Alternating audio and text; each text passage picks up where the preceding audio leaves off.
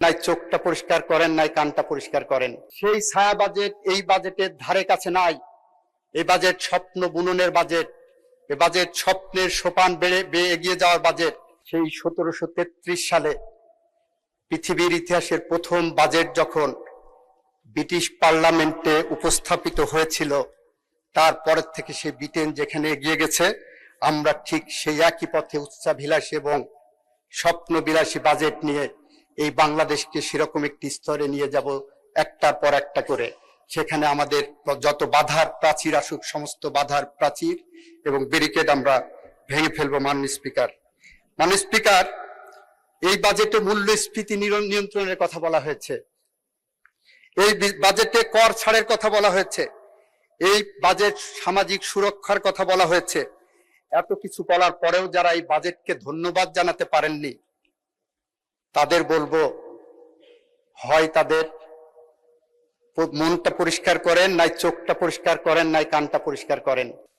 Budget যখন উপস্থাপিত হয় তখন দেখেছি মাননীয় বিরোধী দলের অনেক বন্ধু হাতে তালি দিয়েছেন। ওনারা হয়তো হাতে তালি দিয়েছেন, বুঝেছেন, ওনাদের বিবেক জাগ্রত হয়েছে। আর অনেক বন্ধু নির্জীব ভাবে বসেছিলেন।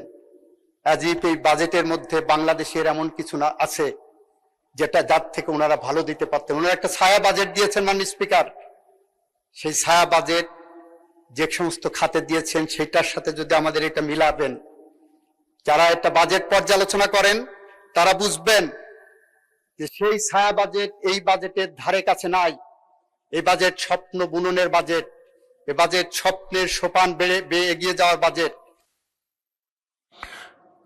মাননীয় মন্ত্রী, আরো 3 মিনিট সময় দেওয়া হলো, 3 মিনিটে সাম আপ করুন।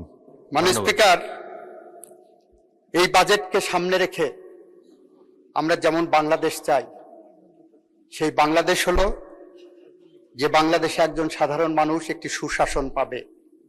একটা অফিসে যাবে, যে অফিসের কর্মকর্তারা তার কাজ ওই সাধারণ মানুষকে হয়রানি করবে না। এই বাজেটকে সামনে রেখে এমন একটি স্বপ্নবাদ মানুষ হিসাবে আমরা চাই, বাংলাদেশ চাই, যেখানে একজন সাধারণ মানুষ তার জমা করা অর্থ যখন পোস্ট অফিস কিংবা ব্যাংকে যে ফিক্সড ডিপোজিট ভাঙাতে যাবেন, তখন যাতে উনি সেই টাকাটা ফেরত আনতে পারেন, তার সমুদয় সঞ্চয় ফেরত আনার জন্য।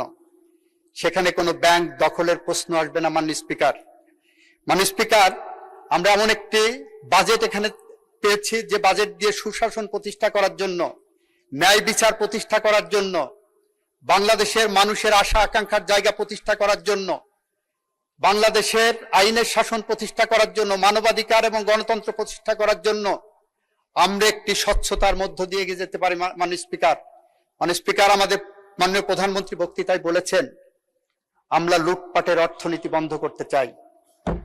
এই বাজেট সে লুটপাটের অর্থনীতি বন্ধ করার একটি পদক্ষেপ মাত্র। $234 বিলিয়ন পাচার করে নিয়ে যে টাকা আমার দেশের কৃষকের, আমার দেশের মজুরের, আমার দেশের শ্রমিকের 234 বিলিয়ন টাকা পাচার করে নিয়ে যখন বেগমপাড়া বানানো হয়, তার বিরুদ্ধে বিরোধী দল কিন্তু কোনো সোচ্চার হননি। যদি আজকে আমাদেরকে ঘেরাও করে বলতেন ওই টাকা ফেরত আনার ব্যবস্থা করতে হবে, সেইটা করেননি। ইসলামী ব্যাংক নিয়ে মিছিল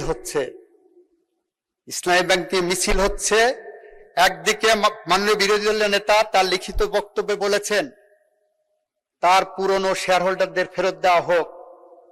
মাননীয় স্পিকার, সেই লাইনে যদি যাই তাহলে কোম্পানি আইনের বিধান মতে পুরনো শেয়ার হোল্ডার এই 24-এর গভর্নমেন্টের আগে, ইন্টারিম গভর্নমেন্টের আগে পুরনো শেয়ার হোল্ডারের খাতায় যাদের নাম আছে তারা হলেন ওনাদের ভাষায় যে একটা বিশেষ গোষ্ঠী সেই শেয়ার কিনে নিয়েছেন এবং ওই শেয়ারের রেকটিফিকেশনের একমাত্র অধিকার আছে সুপ্রিম কোর্টের হাইকোর্ট বিভাগের।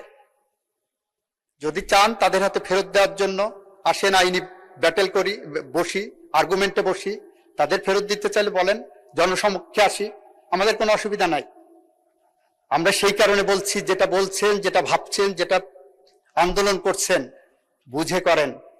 এই বাজেটকে কেন্দ্র করে আপনারা যে ধোঁয়াশা তৈরি করছেন চাচ্ছেন, সেই বিরোধিতার জন্য বিরোধিতা না করে আসেন উচ্চাভিলাষীর বাজেট ধন্যবাদ মাননীয় মন্ত্রী, ধন্যবাদ।